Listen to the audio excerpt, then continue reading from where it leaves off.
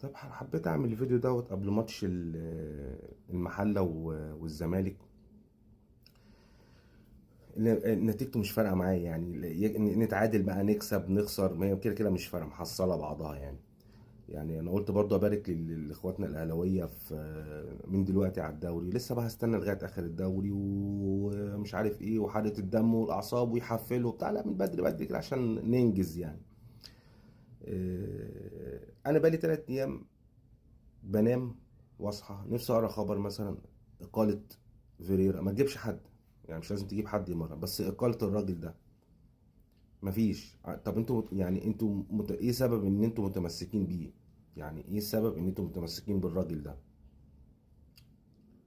يعني الفكر بتاعه هو اصلا مش عارف يعمله، فانتوا متمسكين بيه. وبعدين ده فوق لعيبه الاهلي، يعني ما شاء الله فوق لعيبه الاهلي كلها اللي كانت قاعده دكه، اللي مصديه بقى لها سنه ونص. يعني حسين الشحات بعد الماتش ماشي عمال يجري ويبوس الفانيلا: انا 15 مليون، انا جبت جونين وكسبتكم الماتش. اللي بعد سنه ونص ما بيلعبش، بغض النظر عن هو لعيب ولا مش لعيب.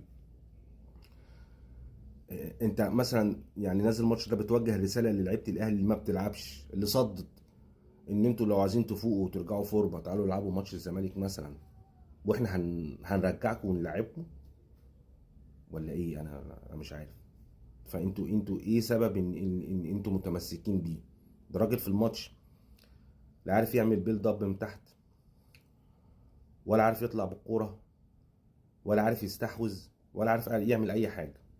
وبعدين انت بتدافع، بتلعب على تحولات، ما شفتلكش اي تحولات، حتى دي ما عرفتش تعملها. طب بتدافع ليه؟ الناس بدافع بس وطفش الكوره. طب ما كنت جيب علاء عبد العال عمل لي الكلام ده وخلاص.